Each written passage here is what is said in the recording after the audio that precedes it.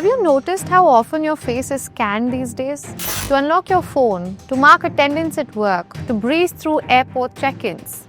Facial recognition has been sold as convenience, and it is, we're not doubting that. But the same technology is also used to decide who gets stopped at checkpoints in Gaza, who gets flagged, who gets detained, who has ties with Hamas.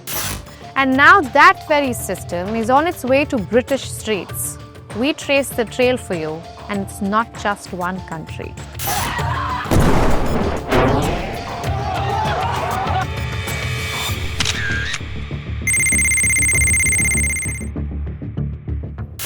After a decade inside Israel's Shin Bet, one of the country's most secretive internal security agencies, Officer Yaron Ashkenazi walked away from state service and landed thousands of kilometers away in Toronto, Canada. There he found an unlikely partner, Ed Sonshine, a Canadian businessman and the son of Holocaust survivors. Together they launched a venture capital firm called AWZ Ventures. Its stated aim was simple: invest early in technologies that shape the modern world. In 2019, the firm added weight to its name. Former Canadian Prime Minister Stephen Harper joined the firm as a partner. Later, he was even joined by his national security advisor Richard Fadden.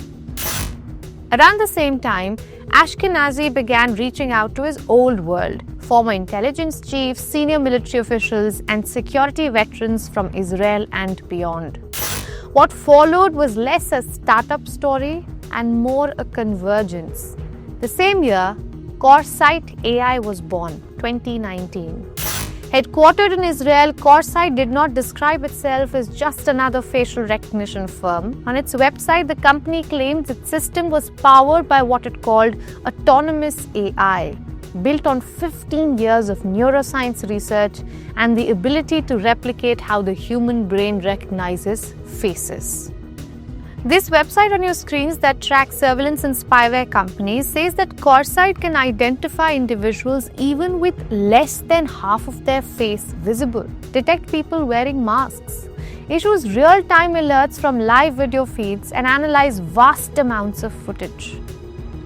Corsight's leadership mirrored its closeness to the power corridors of Israel. Its board obviously included the AWZ Ventures founder Ashkenazi, another former Israeli intelligence figure, Igal Reichelgauz, and retired Major General Giora Eiland, former head of Israel's National Security Council. It was only time that the Israeli government would approach the company. Today, Corsight AI helps the Israeli military to collect and monitor facial features of Palestinians without their knowledge and their permission. The extent of which came to light only after Israel's ground invasion of Gaza in October of 2023. A month after the attack, the founder of Corsight and AWZ Ventures said that he is proud of his technologies being used to protect good against evil. You must have in fact seen Israeli soldiers with cameras fitted to their bodies. These body cams are mostly equipped with Corsight's facial recognition technology to scan and collect photos. One significant case involved Palestinian poet Musab Abu Toha, who was allegedly wrongfully detained at a checkpoint in mid-November while attempting to leave Gaza for Egypt with his family. After being flagged by the system as a wanted person, he was held in detention for 2 long days, during which he endured beating and interrogation, before being released back to Gaza without any explanation. Israel's use of facial recognition is one of the new ways that artificial intelligence is being used in conflict areas, with rights group warning that this marks an escalation in Israel's already pervasive targeting of Palestinians via technology. Now, the same tech firm has just been hired by the United Kingdom. According to Al Jazeera, the UK Home Office approached London-based defense firm Digital Barriers to supply the live facial recognition software. Digital Barriers subcontracted the system to Corsight AI. Under the Home Office's plan, Britain's existing fleet of just 10 live facial recognition vans is set to expand to more than 50, deployed nationwide to scan faces in public spaces against police watch lists. Now, after a 6-month trial with Essex Police, Digital Barriers confirmed that they, along with Corsight, have been selected as one of the 3 suppliers. The deal is expected to be worth $27.6 million. This from a country that has publicly condemned Israel's actions in Gaza. The UK did not stop its statements. Remember, it suspended negotiations on a new trade agreement with Israel, summoned the Israeli ambassador to express formal concerns. Then in September, Prime Minister Keir Starmer recognized the state of Palestine, citing support for a 2-state solution. We would act in line with our manifesto to recognize Palestinian statehood. That moment has now arrived. So today, to revive the hope of peace and a 2-state solution, I state clearly, as Prime Minister of this great country, that the United Kingdom formally recognises the state of Palestine. And yet, when it came to surveilling its own citizens, London went knocking on the same door it had shamed. And the United Kingdom is not the only one. Columbia Metropolitan Police tested Corsight's facial recognition on public transport.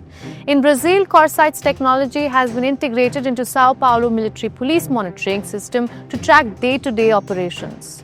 There is no doubt that governments around the world have leaned increasingly on technology to manage security, especially AI. And we're not here to question that either. But Corsight's journey isn't just of a tech firm. It has become the best in its field on the back of Palestinian rights being robbed off. And the UK cannot have it both ways.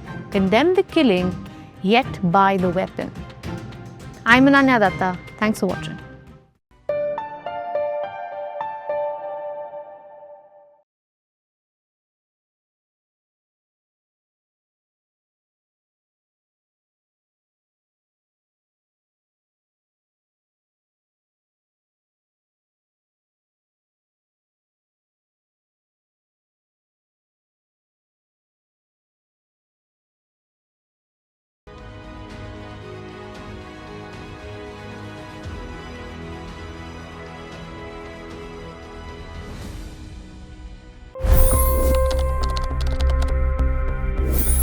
$25 crore गरीब गरीबी को परास्त करके बाहर निकले।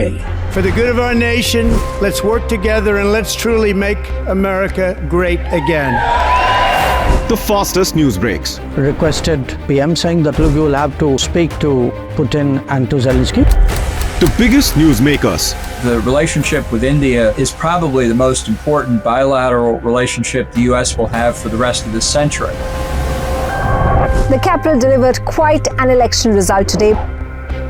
Expert analysis. The $1 million question today is how to stop this dance of death. Ground reports. I'm standing at the crossroad of the Kumbh Mela. Behind me are more than 100 entry guards. Long-form interviews. Exclusionary politics is reflected in Manipur case as well. You don't bother because this is a small state. Deep dive into burning issues. It's often said DRC could be the richest country in the whole world. It's because of what sits underneath. Why exactly did the US topple the Sheikh Hasina government? HD videos. We don't just break news, we break it down.